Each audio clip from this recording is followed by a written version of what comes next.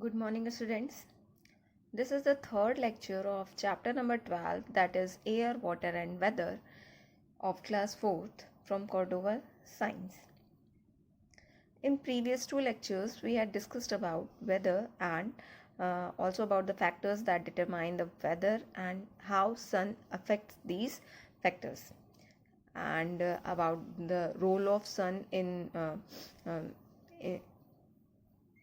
change of weather and in blowing of wind and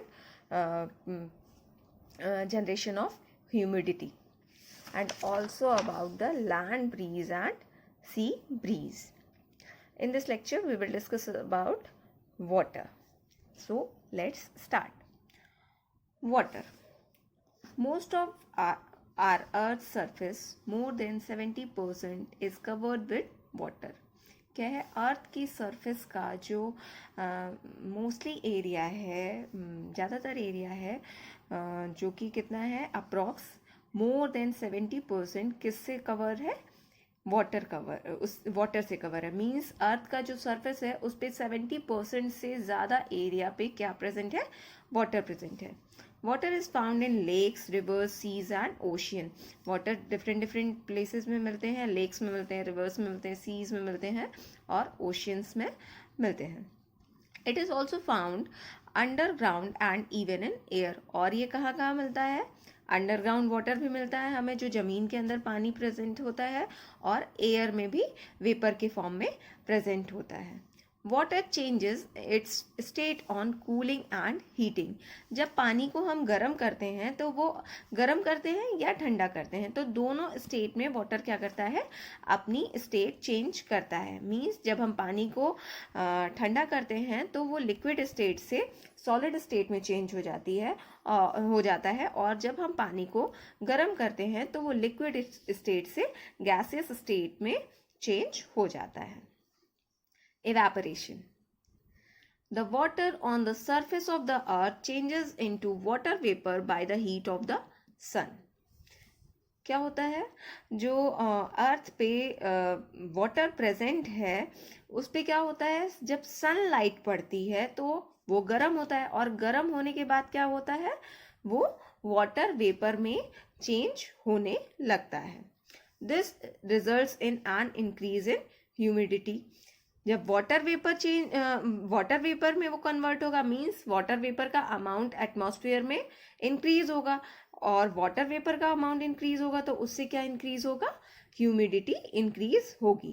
that is increase in amount of water vapour in the atmosphere. Means अगर humidity increase होगी तो atmosphere में क्या increase होगा, water vapour increase होगा. The process of change of water into water vapor on heating is called evaporation. जब हम पानी को गर्म करते हैं तो वो क्या करता है, लिक्विड स्टेट से गैसियस स्टेट में चेंज हो जाता है. मीन्स वाटर से वाटर वेपर में स्टीम के फॉर्म में चेंज हो जाता है. इस प्रोसेस को हम क्या कहते हैं, इवेपोरेशन कहते हैं. Evaporation of water takes place at a faster rate when.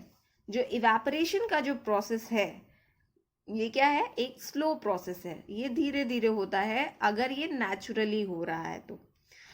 और अगर हम हीट करते हैं तो इसको और भी दूसरा नाम दे सकते हैं, बॉइलिंग. मीन्स जो एक फास्ट प्रोसेस है, जिस प्रोसेस में क्या होता है, जैसे इवेपोरेशन में होता है वाटर वेपर में चेंज होता है, वैसे ही बॉइलिंग में भी क्या होता है, वाटर वेपर में चेंज होता है. बट दोनों में डिफरेंस क्या है, इवेपोरेशन एक स्लो प्रोसेस है, वेयर एज बॉइलिंग क्या है, एक फास्ट प्रोसेस है. बट इवेपोरेशन भी कब फास्ट हो सकता है, उसकी भी कुछ कंडीशंस है. Let's see. The weather is windy. जब वेदर क्या होता है, विंडी होता है. मीन्स जब बहुत ज़्यादा हवाएं चलती हैं एटमॉस्फेयर में, तब क्या होता है, तब इवेपोरेशन का जो रेट होता है, स्पीड होती है, वो बढ़ जाती है, इंक्रीज हो जाती है. Second, the temperature is high. जब बहुत ज़्यादा हाई टेम्परेचर होता है, मीन्स हीट, वहाँ वार्मथ बहुत ज़्यादा होती है, तब भी जो हमारा इवेपोरेशन का प्रोसेस है वो फास्ट हो जाता है. Next the air is dry, जब एयर ड्राई होती है मीन्स जो एटमॉस्फेयर होता है उसमें वाटर की कमी होती है, उस कंडीशन में भी क्या होता है, जो ये इवेपोरेशन का प्रोसेस होता है वो फास्ट हो जाता है. Next the exposed surface of water is large, means जहाँ पे भी वाटर प्रेजेंट है अगर वो सरफेस एरिया जो वो बहुत ज़्यादा खुला हुआ पार्ट है, उसका जो सरफेस एरिया है बहुत ज़्यादा खुला हुआ है, मीन्स वो एटमॉस्फेयर के कांटेक्ट में, जैसे सनलाइट उस पर पड़ रही है, तो उस कंडीशन में भी क्या होता है, इवेपोरेशन फास्ट हो जाता है, इवेपोरेशन का जो रेट है वो फास्ट हो जाता है. Let's see some activities. This activity shows water evaporates fast in windy condition. How? Let's see. Take 2 bowls with same quantity of water in them. क्या करना है, 2 कटोरियां लेनी है और दोनों कटोरियों में इक्वल अमाउंट में पानी लेना है.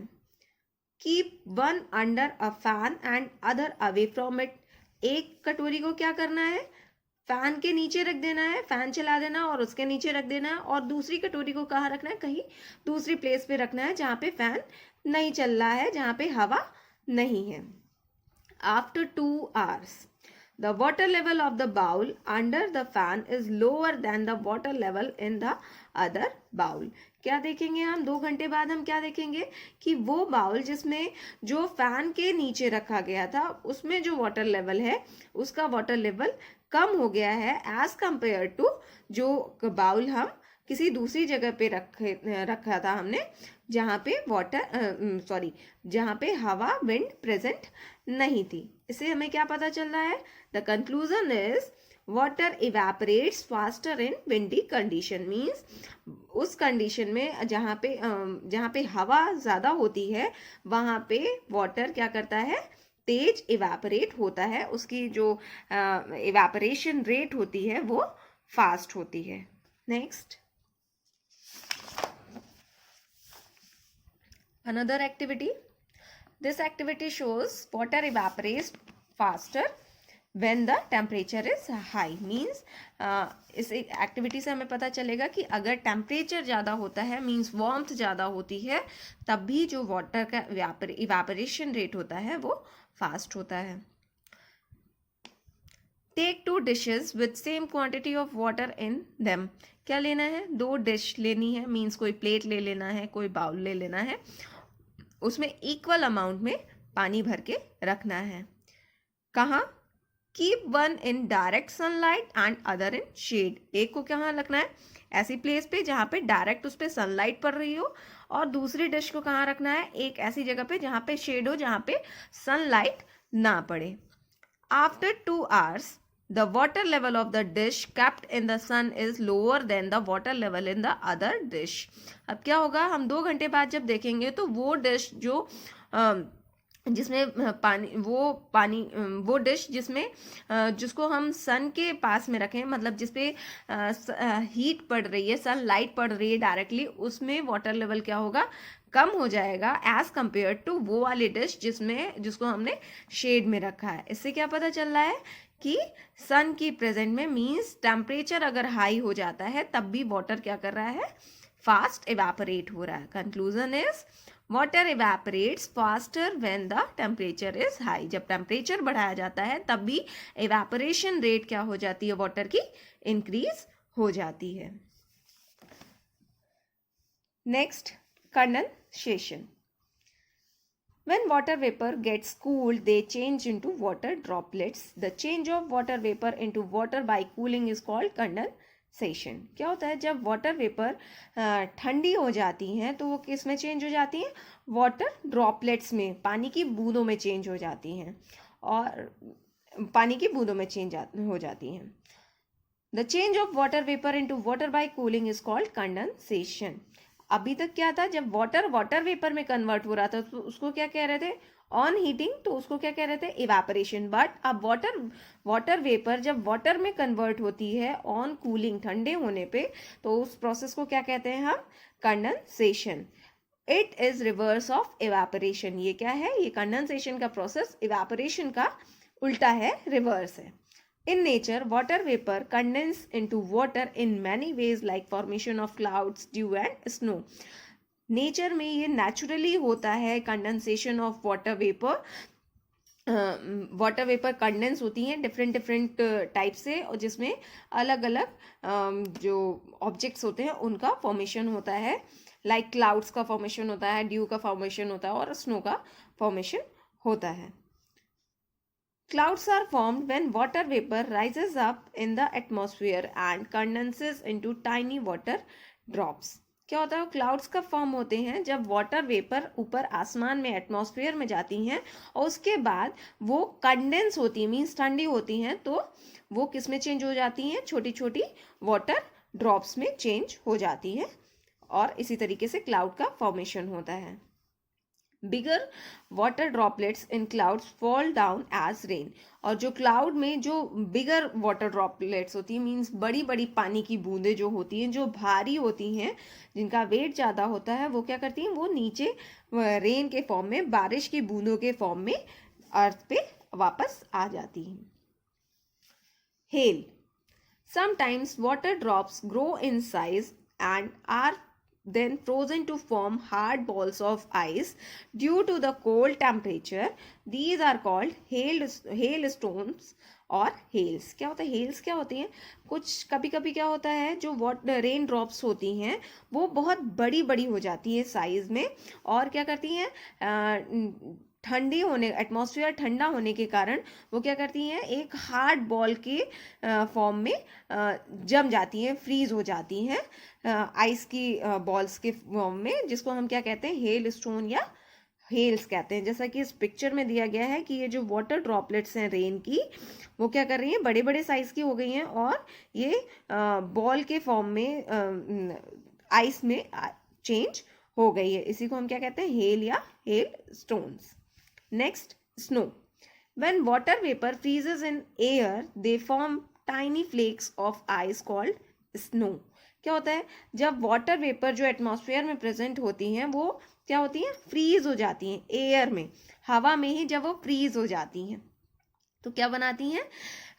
Tiny flakes of ice. Ice का एक फ्लेक बना लेती है, जिसको हम क्या कहते हैं?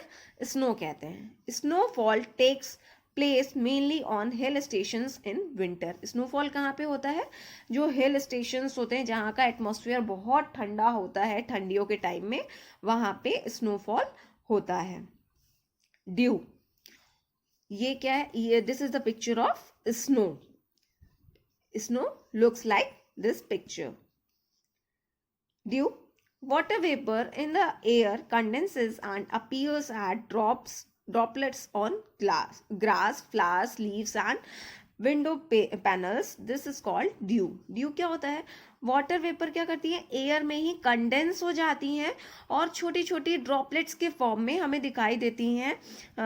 जो हम जब ठंडियों का मौसम होता है तो हमें सुबह हम जब सो के उठते हैं तो एटमॉस्फेयर में जो वहाँ पे पेड़ पत्तियाँ होती हैं उस पर भी दिखाई देती हैं, छोटी छोटी वाटर की ड्रॉपलेट्स प्रेजेंट होती हैं।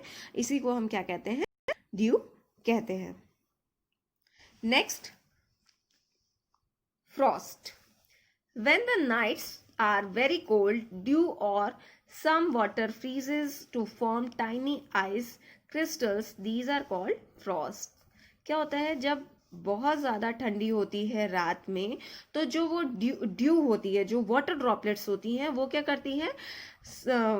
वो फ्रीज हो जाती हैं, मीन्स जम जाती हैं छोटी छोटी आइस की क्रिस्टल्स के फॉर्म में। उसी को हम क्या कहते हैं? फ्रॉस्ट कहते हैं। जैसा कि फिगर में दिया गया है कि ये कोई छोटा सा पेड़ है, ग्रास है, उसके ऊपर ड्रॉपलेट्स पड़ी हुई हैं, ड्यू पड़ी हुई है, और वो किस फॉर्म में है? अब वो क्रिस्टल के फॉर्म में चेंज हो गई है, जिसको अब हम क्या कहेंगे? फ्रॉस्ट कहेंगे। Next, fog.